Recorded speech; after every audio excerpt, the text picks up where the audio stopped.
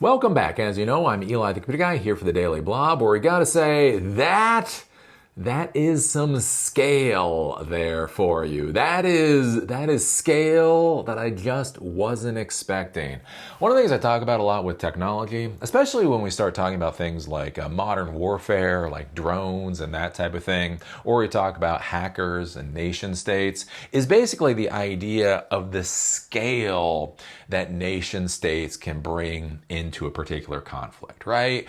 Because you look at technology, like you think at technology and what it could do, and you think about like what you could afford to do, or maybe what your company could afford to do, and it's really relatively small numbers. But as I talk about when you talk about nation states, is the amount of money and resources they have is just tremendous, right? NSA built a data center in Nevada years ago at this point, and the data center alone cost $8 billion, right? And it was for collection of data.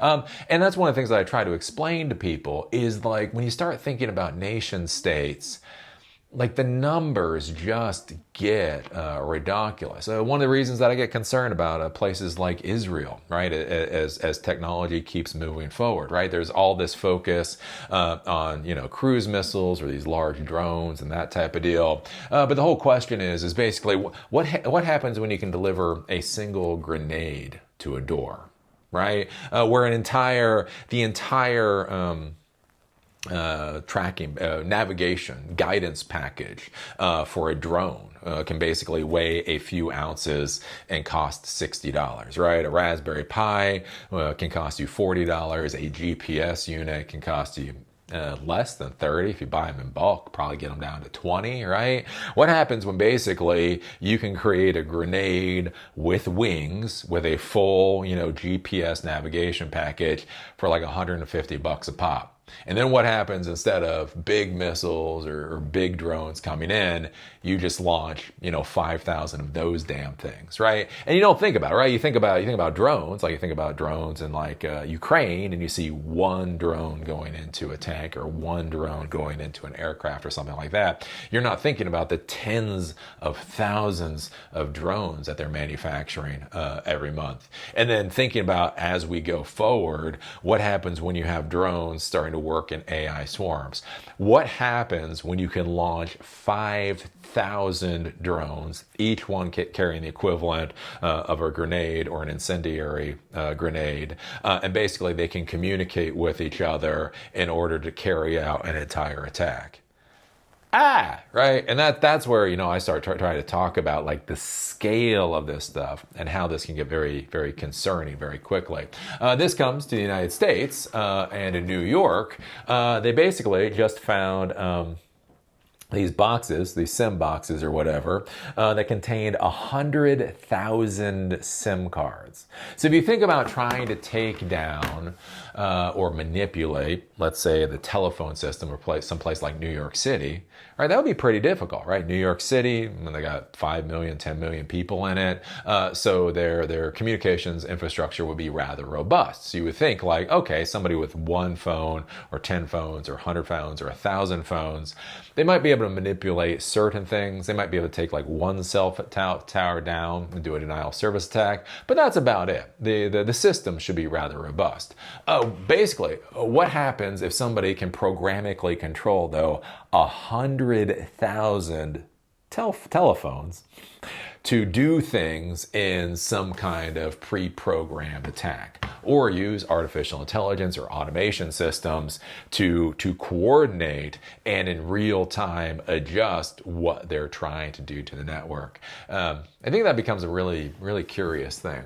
So from Ars Technica, U.S. uncovers 100,000 SIM cards that could have shut down New York City cell network. The U.S. Secret Service announced this morning that it has located and seized a cache of telecom devices large enough to, quote, shut down the cellular network in New York City, and it believes a nation state is responsible. According to the agency, more than 300 co-located SIM servers and 100,000 SIM cards were discovered at multiple locations within the New York City area.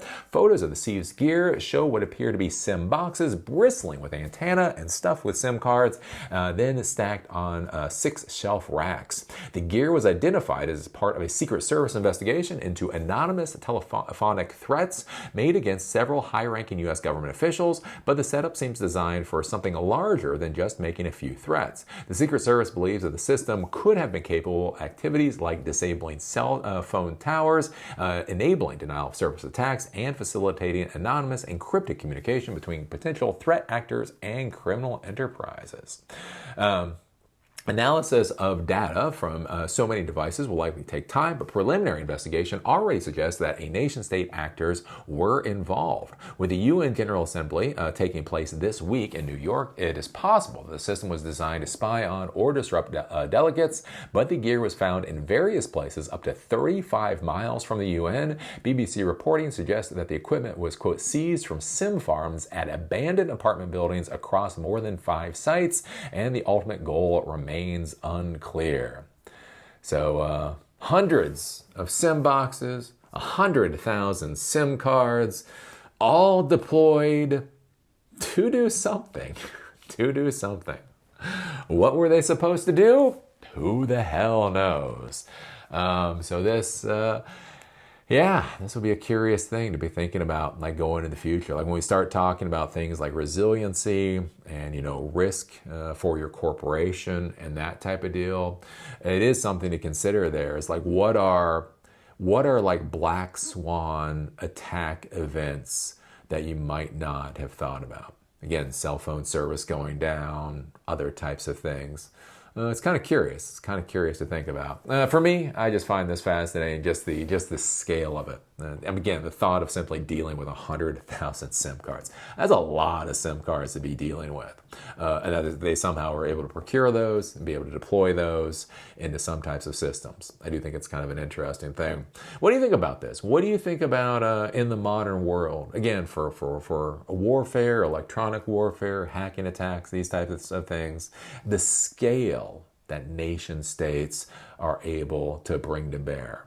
What do you think about innovation, right? In the hacking community, in the warfighting community, right? There's 21-year-olds there.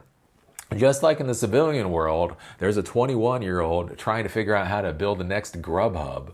As I've talked about before, there's some 21-year-old jackass out there that's saying, hey, what about Uber Eats, but for grenades? Right? And you don't think about that with attacks, like with what Elon Musk is doing with Starlink. Until he deployed Starlink, Starlink wasn't really a possibility, right? A lot of stuff that Musk has done, he has been at the cutting edge of. What do you think about, again, the whole idea, like what is the cutting edge in technology for disrupting and killing people? Will the next war start and end with aircraft carriers and ICBMs, or will it start with something that's hard to get your brain around, right? I think about that like with TikTok or with Snapchat. So I just did a video talking about TikTok, the TikTok deal. And again, for me, I just don't understand TikTok. Like I just don't fucking get TikTok. Look, I don't get TikTok. I don't get Snapchat. I barely understood Twitter. Right?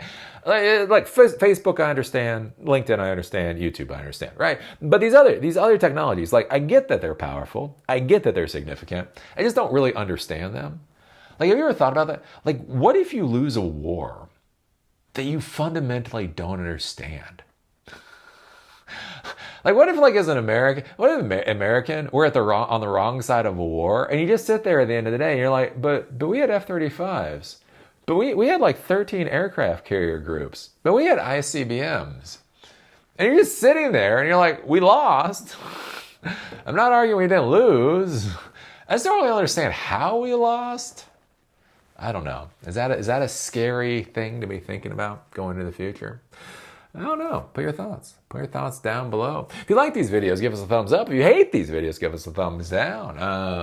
Call me a moron. Call me an idiot. Just do it down there in that comment section. Do remember SiliconDojo.com exists. We're having our first class again on October 8th in Durham, North Carolina at a place called American Underground. If you're interested in that, go to SiliconDojo.com. And with that, see y'all later.